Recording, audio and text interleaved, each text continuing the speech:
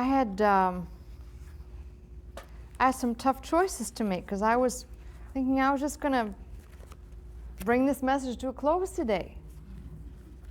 And I looked at the clock and it was already a little bit after, I think it was 20 to 1. And not that that's bad because I could certainly go until 2 o'clock. But wait a minute.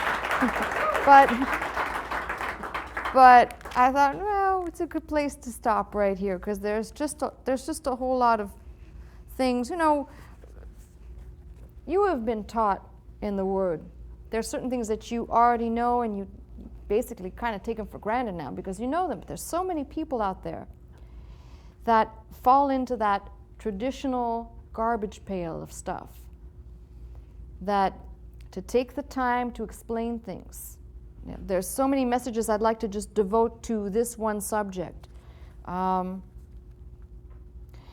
Most people, if you ask them about the trial, if you ask about Jesus' death on the cross, if you ask them about death by crucifixion, I mean, anybody who has studied just scientifically, and the studies are incredible. They're not outdated, they're newer studies to explain why Jesus would not have had nail piercings in the palm of his hands. That's a traditional interpretation. Art, for the most part, has made that so indelible for most people that they can never get away from that. But anybody who examines that would know that the weight of the body, if the nail piercings were through the palm of the hand would rip. Even if the hands were tied, the sheer force of gravity after dead weight, the hand would rip open. And when they pierced through the wrist, there was a very specific way, not just, I mean, I'm sure they just hammered, but they pierced through, and if they pierced certain veins, and there's the whole mechanism, the whole I think there's 8 bones here, carpal bones, to pierce through that and still have the body maintain its integrity, to not be ripped open, is another story, which all of these things people tend to just, they don't even consider the fact. You know, when people say, for example, I remember Dr. Scott in his message, he used to refer to Schoenfield's The Passover Plot, where, you know, Jesus didn't really die on the cross, but they gave him some drugs and then he resuscitated later, and it was all well, you know, even if you wanted to go down that pathway and entertain that stupidity, the problem is most people could not recover from the blunt force of those nails going through, piercing through the skin. You know, this is why you analyze things and you go, is this plausible? Is this even tenable as a theory?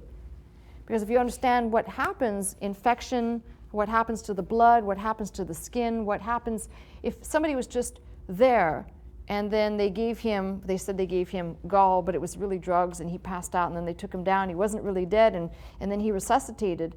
But the blunt force of those piercings, coupled with the fact that if he was supposedly pierced by the Roman spear, how do you recover from that?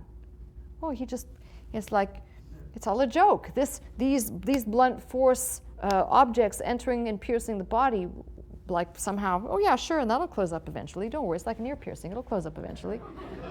I mean, I think sometimes that's the mindset. People don't get the graphicness of it. So looking at the details, one of the things that I did this week was going back as far as I could to see some of the theories that really made their way into modern resurrection messages. Dr. Scott's teaching is not an exemption. A lot of his theories that he proposed came out of the 1800s, and a lot of the scholars like Strauss and the masterful work from Alfred Edersheim and people like that, where those theories were already proposed, pondered, hypothesized. The brilliant work of, even though people say he leaned to the side of, even though he made a great work, Brown, on the subject of Christ's death and resurrection. You start looking at all of these pieces of information, and suddenly it becomes overwhelming. And you're confronted with having to deal with it and process it. And I thought, I'm going to not try and push all of this out, because my nature would be, we talked about this trial before, so let's move on. No, we need to cover that to make sure it's really, really clear that the intent of the Jewish leaders seems very, very clear. There's nothing ambiguous about that. But there are all of these strange things if you analyze how many people, what made a majority. For example, a quorum. To have a meeting, to have some type of hearing, a quorum, there had to be so many people present. And even in a partial quorum required 23 people to be present. When you consider that, and you consider 71 being the number, a quorum could vote, but a quorum could not vote on a capital matter. And then I did not bring this into the subject today because it's such a wide field of discussion, and scholars have hotly debated this, whether the Jewish leaders had the authority to communicate their capital punishments, to actually, if they tried a capital crime, did they have the authority? And many people will read the scriptures where the Jews are replying to Pilate saying, it's not lawful for us to take a man's life or something. That's not exactly the way it reads, but the gist of it. They were saying within the day and within the confine of the eve of a celebration, because if it was, think of it this way, Pilate says, you take him and you crucify him, you do it. Well, they could have taken him and they could have killed him. But the Jews don't practice crucifixion. The best they could do is stone him, and they didn't want to be responsible. And yet if you'll turn and look and read about the stoning of Stephen, they didn't hold any, it doesn't look like they held any trial for Stephen. They just stoned him. So don't tell me the argument is, well, the Jews didn't have the authority to carry out a capital punishment, when in fact they most certainly did. If you look at some of the internal records, they were more than willing even to stone Jesus at times where they were hiding out and they were waiting for him and they sought to take him. So why even go down that pathway? Because some people will say, as an advocate for the Jewish leaders, that if they didn't have the authority, they had to bring Jesus before Pilate.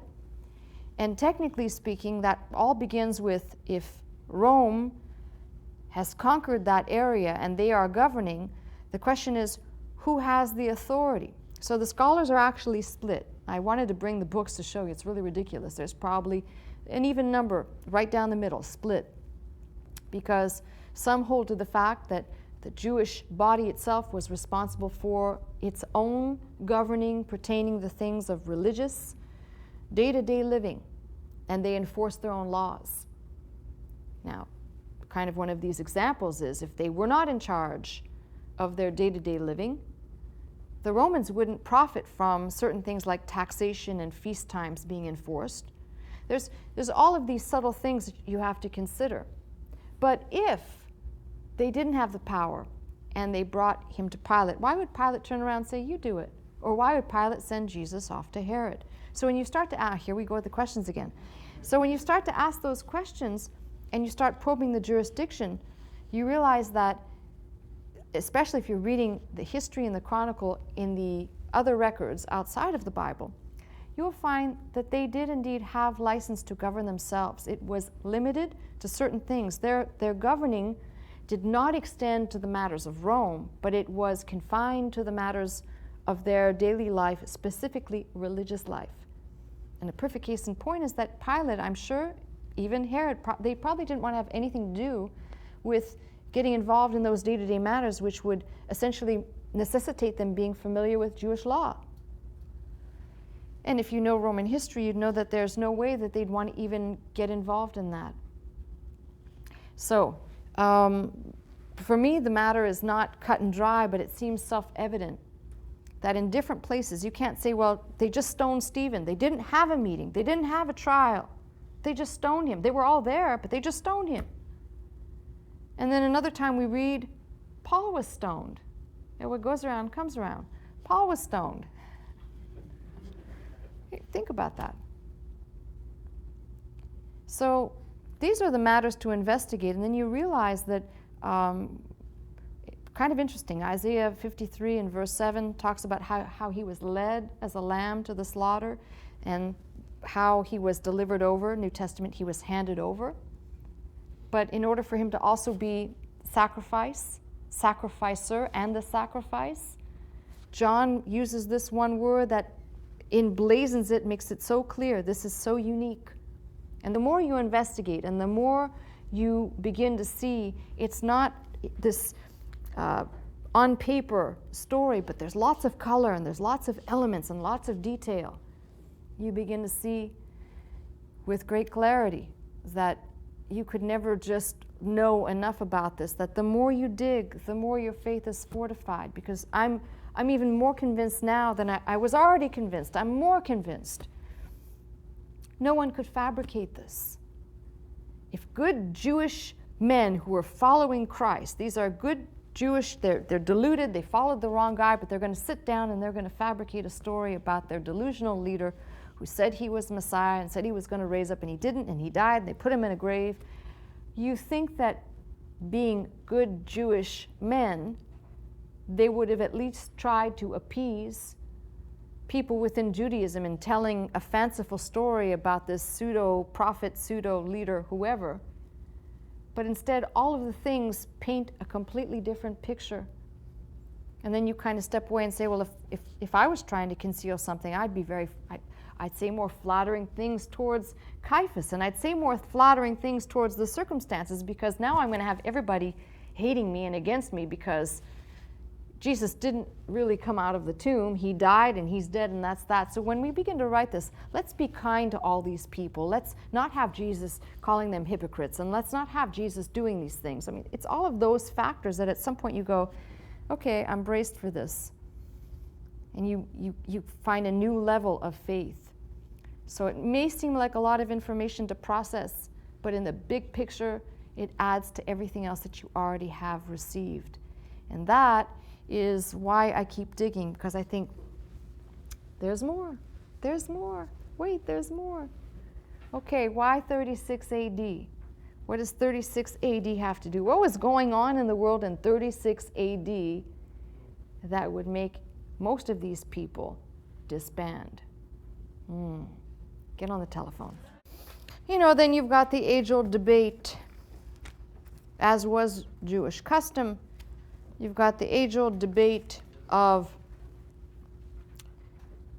if Joseph of Arimathea used the traditional 6 to 8 foot long linen sheet, is that 6 foot long linen sheet the Shroud of Turin?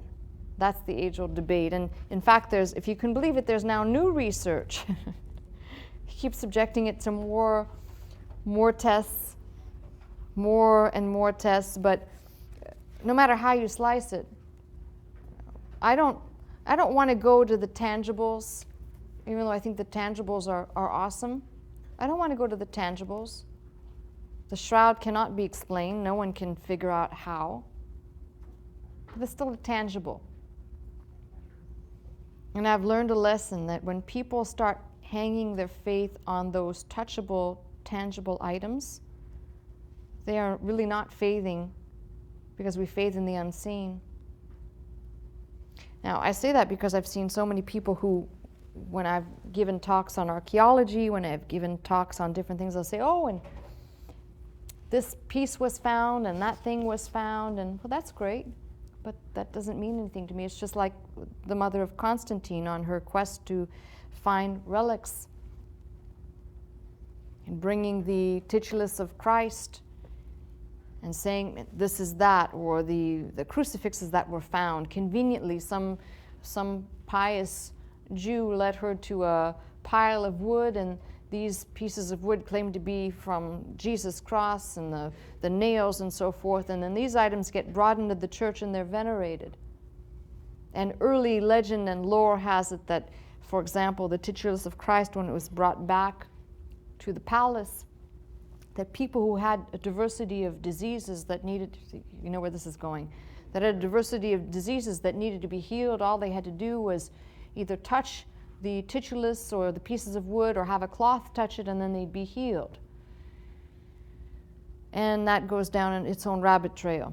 But I don't believe that those items, I'm not going to say, well, they cannot be, but that doesn't change my faith. Whether they are or they aren't, that's wonderful. It's just like people that thought that going up and down the Lateran Palace steps, the very steps that Christ walked on, so they get on their knees and they kiss the steps going up all the way up. I love the fact that those are the very steps where Martin Luther had his moment of enlightenment, where it just came to him, the just shall live by faith. This is not that. And this is what I'm saying. All of those things, they can be what they are. Somebody said, well, don't you care about, what if they find this? Well, good, and there'll be the skeptics that'll come out that'll say, well, it's not that anyway. You know, if you've ever been to the Holy Land and they've got all kinds of interesting things that are neatly tucked away, or, you know, you see the Jesus ship, or this thing over there, or this piece of wood, or, okay, and because I can tangibly see it, touch it, it's there in my eyes, that therefore, no. So all of this, for me, what it does is it fortifies. There'll be things that I want to touch on. As I said, the crucifixion is definitely there. Burial practices, which we seldom talk about. We just take certain things for granted. We say, well, of course, Joseph of Arimathea buried him in this tomb where no one ever laid, but the burial customs of that day varied greatly. And if I tell you this, you'd kind of say, well, that's kind of radical. There was a change in how people were buried, even within Judaism. You know, when you read in the Bible and you read at the time, and I don't want to say Judaism now, I want to talk about the people culturally, their land and that geographical area. You've got people who want to be buried in a certain plot, or they want to be buried with their fathers, or the anomalous burial of and processing of Joseph, which is quite anomalous in its own. But apart from that, most people were buried with their ancestors in an ancestral plot, a piece of land under a tree, or some area that was a demarcation of where families, so they could be gathered unto their fathers. But something changed, and really about that time, the practice was to bury people and to wait. Enough time passed. So there's two dimensions. There's the religious procedure, and then there is what is custom. And what was custom at the time would be to have where the skin eventually is gone, the bones remain, and the bones are gathered up and the bones are put into an ossuary.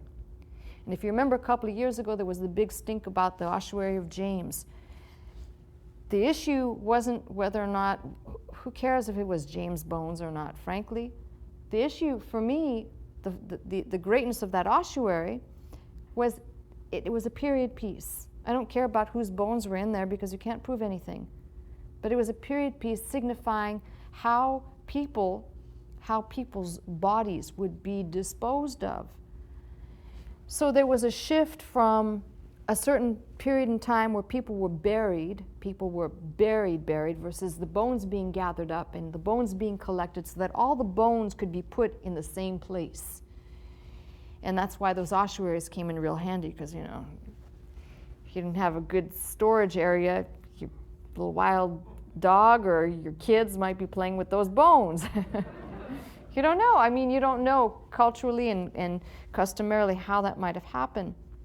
And the process of how people grieved. Within Judaism, for example, and the laws prescribed a set time depending on your relationship to the person. If it was a husband or a wife, or if it was a child, if it was an immediate blood relative. In modern Judaism, even in modern Judaism, they still have laws of I think it's called Shiva, where they sit for 7 days, and if it is your immediate relative, you're supposed to cover the mirrors in your house. There's certain things you're not supposed to do, and then gradually you end up resuming your natural life as it was before the person died. So the question is, were those laws even being regarded or being followed by the followers of Christ? There's a good question. Oh, we just had another question. Something we know about the following the holy days and the Sabbath. That's self-evident from the scripture. But the question is, were they following the protocol of the law in terms of their mourning? Now, that may explain the absence of Mary, the mother of Jesus, because after the cross, where she's committed to John, she seemingly disappears and reappears later. We encounter her again in the opening, the day of Pentecost in Acts chapter 2, the women being in the upper room. That may account for that. There's a 50-day delay right there and immediate mourning, but doesn't look like they were mourning if they were in the upper room. Does it look like they were mourning to you? Doesn't look like it to me. So there's all of these things that need to be considered. If you're really going to look at it, you've got to look at it from a Jewish viewpoint first to understand how there was no Christian church as we know it. There wasn't anything established except what Jesus had said, his teaching. So if you think about it, they were still people looking at the world from Jewish eyes with Jewish law. So it's all of these things that I've just kind of, I said, I need to take a look at that. I need to take a look at that. And why, were they doing that? Were they doing that? Was this happening? Oh boy, here she goes. So if you don't like questions, then you should tune out right now. But questions are good. They force you to take a look, to reread, to examine. And if nothing else, more questions will be asked, and eventually, if you sit and listen to me long enough, I will answer the question eventually. You just have to be patient and wait around a while. Plus, it's really fun to watch some of you get aggravated and frustrated because it's like, again? Yes, again. So you just have to come back the next time. Now, I'm taking your reservations and your commitments, and I am looking forward to bringing this series to a close because I'm really hoping from there to open up other vistas regarding the subject of the resurrection. And I don't want to be rushed. You know, I'm always, I got to finish. I don't want to be rushed. This is one where I want to take all the time to really take it all in. And if we have to take another 1, 2, or 3 messages to get to the full point, then so be it, because along the way we're going to glean a lot of good stuff that is faith building. Now, get on the telephone. Come